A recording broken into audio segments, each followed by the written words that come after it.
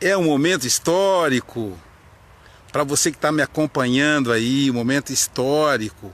Nós estamos aqui, eu e meu amigo Aires, na residência, na casa do Carl Gustav Jung. O Jung, né, o famoso psicanalista, psicologia analítica, que se baseou em Freud. Estou em Zurique, na casa oficial do Kursnach. Ele está dizendo para mim aqui, porque ele fala o alemão, né? Então, estamos aqui na residência oficial de Carl Gustav Jung. E aí aproveitamos não só para apresentar para vocês essa maravilha, mas para falar do pensamento junguiano.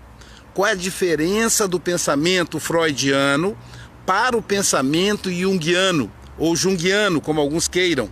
Primeiro eu vou mostrar para vocês aqui que maravilha, porque o Jung era casado com Emma, que é uma mulher rica. Então ela pôde ter, ele não precisou trabalhar, quer dizer, trabalhou muito, mas na pesquisa. Ele não precisava do trabalho para viver, porque o patrimônio dela era suficiente para mantê-lo por toda a vida. Então essa é a casa dele. Aqui vocês vão ver os jardins. Olha que coisa mais linda, gente. Gente, é isso. Para vocês terem ideia, olha a entrada da casa dele. Olha só que charme. Aqui ó, nós temos ao fundo ali o amigo Aires, que vai estar traduzindo alguma coisa do alemão, porque aqui fala alemão para nós, né? E aí, de novo, a casa do Jung, ó, a torre, né? Ali a placa informando da casa. Aqui ao lado uma outra casa, dessa garagem. Mas qual a diferença do pensamento junguiano para o pensamento freudiano? O primeiro encontro do Freud com Jung é como se fosse um reencontro. Imediatamente Freud se apaixonou por Jung. Jung já era apaixonado pelo método freudiano. Jung fez o curso de psiquiatria e desafiou, tratando pessoas com pessoas psicóticas através da análise. Tanto que uma das diferenças da psicanálise junguiana é que o Jung trabalha mais o inconsciente. Portanto, como os psicóticos, as pessoas que são taxadas como loucas do ponto de vista médico, que para nós psicanalistas são psicóticos e não neuróticos, o psicótico, para a gente entender melhor, é aquela pessoa que vive fora do mundo objetivo. Então ela não consegue se conectar com as pessoas do mundo objetivo. O mundo objetivo é o mundo onde as pessoas se comunicam, né? Então normalmente os neuróticos, que somos nós, nos comunicamos. O psicótico, ele se isola, ele fica refém do inconsciente, ele passa a viver a vida do inconsciente. E é exatamente nesse aspecto que o Jung avança. E ele trata seus pacientes pelo método analítico, criado por Sigmund Freud. Então, sem conhecer o Freud já era famoso na época, já era conhecido na época, e sem conhecer o Freud pessoalmente, ele começa a usar o método analítico, que é o método que a gente utiliza no consultório hoje, para tratar pessoas com problemas mentais, os chamados psicóticos. E ele tem resultados extraordinários. Então, ele quer conhecer Sigmund Freud e vai até Freud. Na terça-feira nós vamos lá no Museu de Freud, em Londres, para apresentar a história do pai da psicanálise, Sigmund Freud. Quando ele encontra Freud, eles começam a conversar. Freud leva para ele jantar junto com a família. Freud tinha 7 filhos, né? E depois de conversar um tempo, Freud diz a ele: sabe há quanto tempo nós estamos conversando? E Jung pergunta, responde não. Ele diz, nós estamos conversando há 13 horas. Imagina, 13 horas. Então Jung fica surpreso, me desculpe. Ele diz, não tem que desculpar. Nós temos prazer em conversar um com o outro. Grandes amigos. Se tornaram grandes amigos. Divergências de ponto de vista, Mas, grandes amigos, essa é a grandeza, porque um ser humano jamais vai fechar com o outro todo o ponto de vista. Sempre vai haver divergência, mas a convergência que existe pode formar uma amizade. E já ali, no encontro com Freud, Jung começa a demonstrar algumas diferenças. Jung quer falar para o Freud dos seus sonhos. E Freud tenta explicar do ponto de vista fisiológico, como ele sempre fazia nos estudos Mecanismos dos Sonhos, que é o volume 4 e 5 da coleção freudiana. Mas ao conversar com Freud, imediatamente a madeira do móvel da casa do Freud faz um barulho, como se estivesse dilatando. Jung diz assim: eu sabia que isso ia acontecer. Aí Freud fala: não é possível, é só uma coincidência. E Jung diz assim: vai ter o barulho de novo, agora. E imediatamente a madeira de novo dilatou, aquele barulho de gemido da madeira. Freud ficou impressionado. E Jung vai então estudar. Ele vai dizer que a intuição, diferente da razão, ela está ligada ao inconsciente. E a relação com a intuição, ela é diferente da relação com a razão. Não é o pensamento, não é a lógica que faz com que a gente compreenda o processo intuitivo, como a gente compreende o processo racional.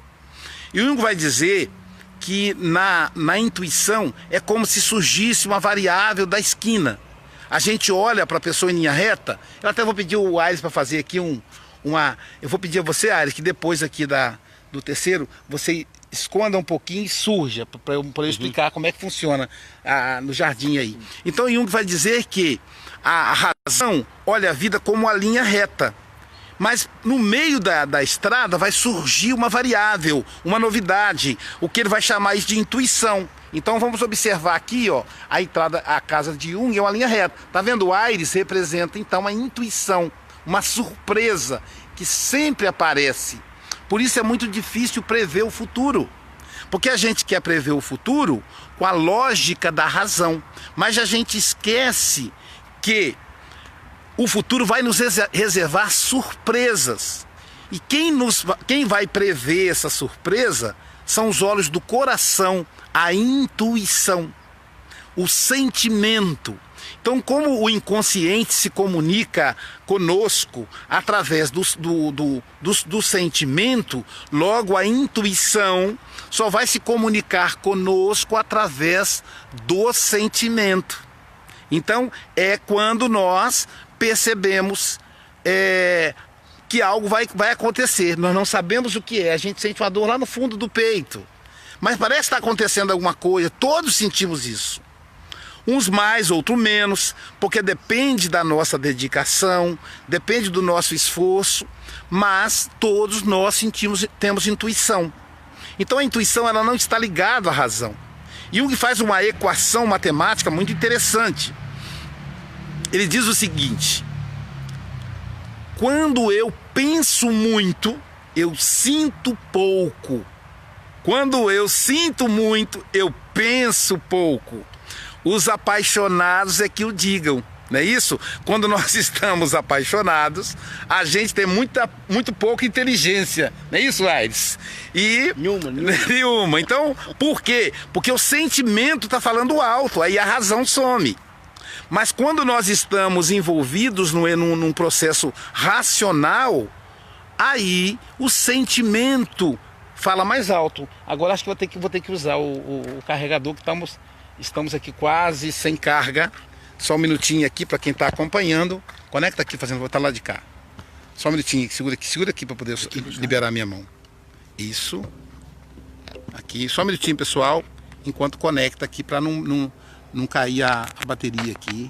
Estamos aqui. Isso. Isso, bendita tecnologia. Não precisa acender nada não, né? Aqui não, né? Não. Então, aí o que acontece? Quanto maior, e é só a gente avaliar, quanto maior for a nossa intuição. Eu vou andar aqui um pouquinho no jardim, não sei se eu posso aqui, só um pouquinho, né? Aqui pra gente ver o jardim do Jung. Eu vou contar para vocês que coisa maravilhosa. Olha isso aqui, gente. Olha só, que coisa mais linda. Era aqui que ele fazia os estudos dele, por isso que ele desenvolveu estudos tão profundos. Então, ele diz que quanto maior a razão, menor o sentimento. Quanto maior o sentimento, menor a razão. E nós vamos lidar com essa equação a vida inteira. A vida inteira a gente vai perceber, quando a gente começa a trabalhar. Pensa, quando você começa a trabalhar, você se dedica ao trabalho com aquela paixão, com aquele entusiasmo, com aquele prazer, né? E aí quando você começa a racionalizar o trabalho, quando o seu trabalho profissional passa a ser uma obrigação, aí você já perde o prazer. A obrigação desfaz o prazer. Porque não pode existir as duas coisas ao mesmo tempo. Porque se você racionalizar o processo, você perde o sentimento pelo processo. No casamento, enquanto a gente está envolvido ali, apaixonado nos primeiros anos de casamento, o que acontece? O casamento é extremamente prazeroso, nós estamos muito felizes, mas aí a gente começa a pensar nas despesas, nas contas a pagar, nos filhos a sustentar, e aí o prazer pelo casamento diminui. E surgem então as situações de infidelidade conjugal, né? A pessoa já não tem tanto prazer de ficar com a outra. Pode perceber que o casamento normalmente acontece quando a crise conjugal acontece, quando já temos 5, 6, 7 anos de relacionamento, de casamento. Ou seja, quando nós começamos a racionalizar o processo. Isso é o pensamento junguiano, né? Então ele vai dizer, onde tem muita razão, tem pouco sentimento. Onde tem muito sentimento, tem pouca razão. Então a gente tem que equacionar. Claro que a gente nunca vai ter o equilíbrio. Ou somos muito racionais, ou somos muito sentimentais, ou temperamos um pouco um pouco o outro. Por exemplo, o que me trouxe à Europa? Foi o sentimento. Porque se eu fosse analisar do ponto de vista financeiro, eu não viria. Então eu venho aqui, trago os livros, a expectativa de que, adquirindo os livros, as pessoas vão me ajudar a custear a viagem. Então, é muito mais o sentimento do que a razão. Dessa maneira, quando o casal começa a recuperar, né, o sentimento deles, a paixão, pronto, a crise passa, né? A chamada crise dos 7 anos, crise dos 14, as chamadas fases, né? Isso vai acontecer toda vez que a gente racionalizar. Por exemplo, ponto de pesquisa que 2 motivos separam os casais. O primeiro deles, campeão, é a infidelidade conjugal. E o segundo, sabe qual é, pessoal? A crise financeira. Quando falta dinheiro, o casal se separa. E aí, será que o casal se separa? Será que eles casaram por causa do dinheiro? Não. É porque quando falta dinheiro, quando o marido fica desempregado, quando a esposa fica desempregada, eles começam a pensar muito, a racionalizar, a raciocinar sobre as contas a pagar, sobre os compromissos assumidos, sobre a possibilidade de sustentar os filhos. Tudo isso vai fazendo com que o sentimento do casal se reduza. Olha que interessante. O que acontece com os casais há muitos anos casados? Os casais que já se estabilizaram na vida financeira. O amor o sustenta.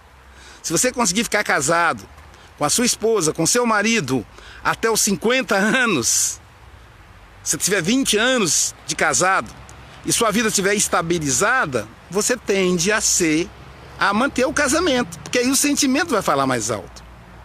Essa é a ideia. E isso é estudado por Jung. Então Jung é fantástico. Não é só isso, o pensamento junguiano não se limita a isso aí. É muito mais. Então, para mim, é uma honra estar aqui na casa do Jung, onde ele viveu, onde ele pesquisou. Esse ambiente fantástico, belíssimo, né, que pôde sustentar a pesquisa dele.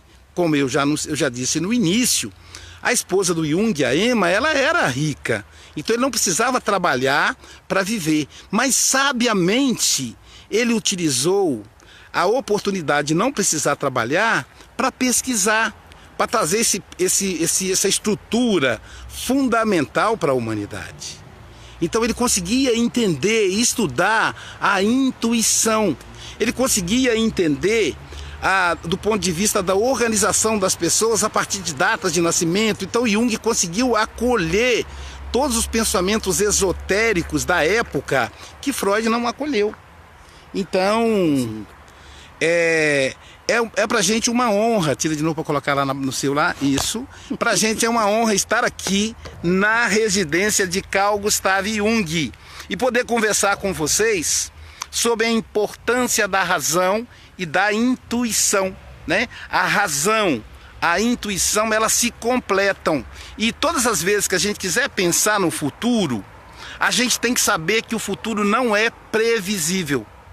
Quando Thomas Malthus previu o fim da humanidade, dizendo que a humanidade crescia em PG, em progressão geométrica, matematicamente seria 2, 4, 8, 16, 32, 64, 128, 256. Vai multiplicando, é PG. E a produção cresce em PA. Só para vocês entenderem, 2, 4, 6, 8, 10. Então quando tivesse em 10, o outro já estaria em 512. Então ele falou, se continuar assim, vai faltar comida. As pessoas vão começar a comerem umas às outras. A mãe vai devorar o filhote quando ele nascer. E ele fez experiência com ratos para comprovar isso. A teoria malthusiana, então, estava prevendo o fim da humanidade. O que aconteceu? As variáveis que ele não previu. Por exemplo, a peste negra, que matou 1/3 da humanidade. Pronto. Por exemplo, ele não preveu as outras doenças. Ele não previu, por exemplo, as guerras. A Primeira e Segunda Guerra Mundial matou mais que todas as guerras juntas. Ele não previu isso. Ele não previu, por exemplo, o crescimento tecnológico da produção. Hoje a produção é toda mecanizada. Nós temos menos de 10% das pessoas vivendo na roça, que sustenta as outras 90% que vivem na cidade. Isso graças à produção. Se a gente olhar, por exemplo, a produção de ração, as galinhas hoje ficam prontas em 40 dias. A galinha na roça leva 6 meses, 1 ano, para ficar pronta para o abate. A mesma coisa com o gado, com o porco. O processo de produção da alteração genética da batata, do tomate, dos vegetais em geral. Então ele não previu isso. Por que ele não previu? Porque ele não sabia que era uma variável que ia surgir na esquina. Então Jung diz que essa variável que surge na esquina, que a razão jamais vai conseguir identificá-la, somente a intuição. Então as pessoas intuitivas, as pessoas que vivem no campo do sentimento, elas permitem perceber essa variável. Só que elas percebem com os olhos do coração, não é com os olhos da razão. Então elas tá tudo certo, tá tudo resolvido, tá tudo checado, tudo que precisava fazer foi feito, mas tem aquela dor no fundo do coração, dizendo vai acontecer alguma coisa, porque essa alguma coisa tá na esquina. Não é possível perceber, como na experiência que a gente fez com Aires, que a pessoa surge da esquina. Então vai surgir, às vezes você fala, ah meu Deus, eu não tenho como pagar a prestação do automóvel, do meu carro amanhã, ou depois de amanhã. E aí, tudo bem, você já olhou a sua conta bancária, não tem dinheiro, não tem aonde receber, de repente alguém bate na sua porta e fala, olha, você recebeu a indenização que você solicitou há 10 anos atrás, saiu. Como é que você podia contar com isso?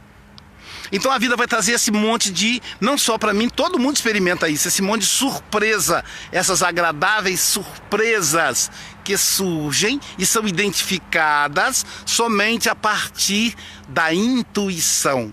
Ou seja, da inteligência do coração, da inteligência do sentimento, da inteligência do id. No pensamento freudiano, nós somos divididos em id, ego e superego. O ego mantém a razão, o superego são as instituições e o id é o sentimento, é o passado. Então ele surge e Jung então vai demonstrar um novo tipo de id, o futuro. Então Jung vai dizer que o id também é o futuro e não só o passado, porque o que surge na esquina é o futuro. E Jung vai influenciar, por exemplo, uma grande psiquiatra brasileira a tratar os seus pacientes, estimulando neles a pintura, por exemplo. Então, nós vamos ver aí a contribuição imensa desse grande pensador Carl Gustav Jung. Eu quero aqui registrar algumas presenças, mas a qualquer momento vamos ficar sem bateria, me desculpem, mas aí a gente está com pouca bateria. Deixa eu registrar aqui algumas presenças aqui fundamentais, bem aqui nos acompanhando ao mesmo tempo, gente aqui da Europa, gente dos Estados Unidos, gente do Brasil, gente do mundo inteiro. O comunicador Josué Souza, compartilha para nós aí, Josué. Josué é um grande comunicador. A Josiane Bertoldi, a Maritza Almeida de Santos Dumont, Minas Gerais. Um abraço, Maritza, minha grande amiga. Dani Francisco, um abraço, Dani. Um abraço a você, meu amigo. Minha amiga Iva Massa, um abraço. Jardim Melo, Gastão, um abraço, Gastão. Lícia Laroca, Wagner Souza, lá de Petrópolis. Coach, psicanalista, doutor Wagner, um abraço. Legal aí, tá dizendo que tá acompanhando as minhas palestras na Europa. O meu amigo Carlos Leal, lá de Colatina. Carlos, divulga para nós aí na palestra de domingo as atividades que estamos desenvolvendo aqui na Europa, tá bom, meu amigo? Maria Emília Souza, Maristela Oliveira, Leandro Costa, Felipe Marinho, só gente boa aqui nos acompanhando aqui na Europa, na Suíça. Deixa eu ver quem mais. Acho que vou ter que colocar aqui, se não caiu ainda, não caiu, mas tá bom. Stuart Basto, ei Stuart, tudo bem, meu amigo? Marluce de Pernambuco. A Vanessa Frias aqui de Curto, estamos chegando aí, Vanessa, estamos aqui passando na casa de Jung, mas já vamos chegar aí. Como é que você tá de bateria? Certo. Tá pertinho também? Tá pouquinho também? Jaque Aragão, um abraço, muito bom, tá dizendo a Jaque. Maria José Tavares, ei, Maria José aqui de Zurique, um abraço, minha amiga. Rosilda Vasconcelos, lá de Caruaru. Bom, olá, Luiz, estou no trem, ainda está ao vivo.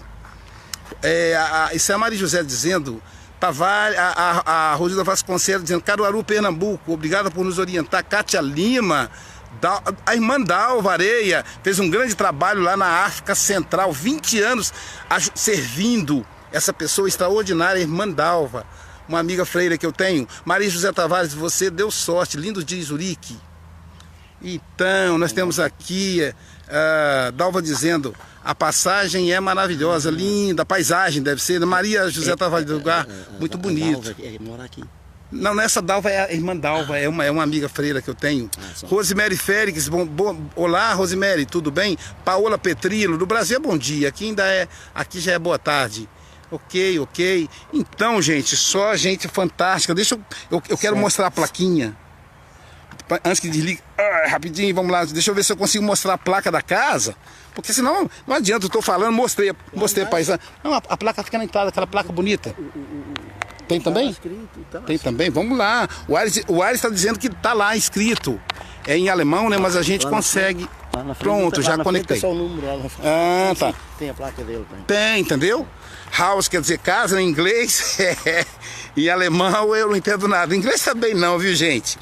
Mas não é fantástico? A gente conversou aí sobre a teoria junguiana e ao mesmo tempo, pessoal, aqui, cara, a casa do Jung tem aqui identificação da data de construção. Está escrito em alemão. Traduz para nós ali. Bom, então é assim, meus irmãos, a casa foi construída em 1953. Isso é o Aires falando, gente. Legenda aí, nosso amigo que fala alemão, ó. Diga lá, Aires. Boa sorte para todos. Então a casa foi construída em 1953, está em nome só da esposa dele, que é a Carol Emma, e depois tem por baixo que mais umas letras que nem eu percebo, isto deve ser, sei lá, ortodoxo, que é um local aqui sim aprazível. Que é um local aprazível e não diz mais nada, e por baixo está outra vez. Então. Mas tudo em nome dela só. Isto aqui, tudo o que está, realmente é a prova que ela é que ajudou realmente o marido. A dona Emma teve um grande papel, a mulher sempre com um grande papel. Não fosse ela, a visão, veja pessoal, se não fosse a visão dela, olha só, ela casou com um homem que era um gênio. Ela percebeu a genialidade. As mulheres, Aires, elas são mais sábias que a gente. Elas olham os homens de maneira muito mais completa. Mas mais importante do que isso é que a Emma, ela não era medíocre. Ela casou com o marido porque queria que ele desenvolvesse uma pesquisa que transformaria a história da humanidade. E deu a ele a sustentação para isso. Como ele não tinha condição de ter financiamento público para isso, a esposa usou o patrimônio para isso. Tem tanta pessoa rica que usa o patrimônio para coisas medíocres e ela utilizou para a pesquisa do marido. Fantástico. E aí ele, por sua vez, aproveitou para poder trazer para nós esse manancial. Olha que lugar lindo. Olha só. É lindo. Esse manancial de conhecimento. É claro que eu estou falando muito pouco aqui da teoria junguiana. Tem muito mais, pessoal. Tem muito mais. O Jung, por exemplo, ele vai, organizar as pessoas por datas de nascimento. E aí ele vai nos ajudar a entender a questão do horóscopo de forma científica. Ele vai avançar nesse aspecto místico. Ele visitou tribos de vários lugares do mundo. Um homem realmente muito culto e que contribui para para complementar a teoria da psicanálise. Então hoje nós psicanalistas devemos muito a Carl Gustav Jung, devemos muito a Emma, que financiou o trabalho do marido. Aproveito para lembrar da minha querida Jailza aí no Brasil, que eu amo muito e que muito me apoia. Se não fosse por ela, eu não estaria aqui para poder dividir com vocês esse trabalho extraordinário. Vou me despedindo aí, depois entrou o Sandro Omar, a Cláudia Andrade, a Dalva dizendo maravilhoso, ajuda a lugar em profunda reflexão. Claro, Dalva. Dalva, isso aqui é um convite à reflexão. Olha isso, Dalva. É isso aqui, cara. Por isso que ele avançou na pesquisa dele. Então nós vamos terminando aqui, despedindo aqui, pro nosso amigo Aires, mandando um abraço, nosso tradutor do alemão. Tudo bom? Tá bom? Ele vai estar conosco daqui a pouco em outros espaços que ainda vai fazer mais uma live hoje ainda. E lá em Londres, na casa do Freud, quem vai fazer a tradução do inglês vai ser minha prima Jaqueline, tá bom? Nós estaremos aí, vou estar antes disso em Milão, né? Vamos a Milano, a Veneza, esse no sábado, no domingo e segunda. Né? Amanhã vamos fazer mais algumas visitas aqui, enfim. Agradecendo a todos vocês pela audiência, o povo está lá, firme e forte lá na audiência, né? E agradecendo a Deus pela oportunidade de estar aqui. E aos amigos, né, que através do livro, né, consegue permitir que a gente viaje o mundo e leve a mensagem aí para todos. Tá bom? Um abraço para você, irmã Dalva. Né? Eu tenho visto seus vídeos, né? A Dalva trabalhou 20 anos no Centro-África, em missão católica, é uma freira, é uma amiga muito querida, tenho aprendido muito com ela. E eu quero mandar um abraço. A Vanessa que está ouvindo, está assistindo, Vanessa, a Dalva, Vanessa, atualmente a família dela é de Vila Pavão, lá pertinho de Nova Venécia, querida. Então é uma pessoa fantástica. Dalva está fazendo a formação em psicanálise conosco, né? Então ela está aproveitando o tempo que está passando no Brasil, de descanso, e está fazendo o curso de psicanálise. Um grande abraço a todos e até a próxima!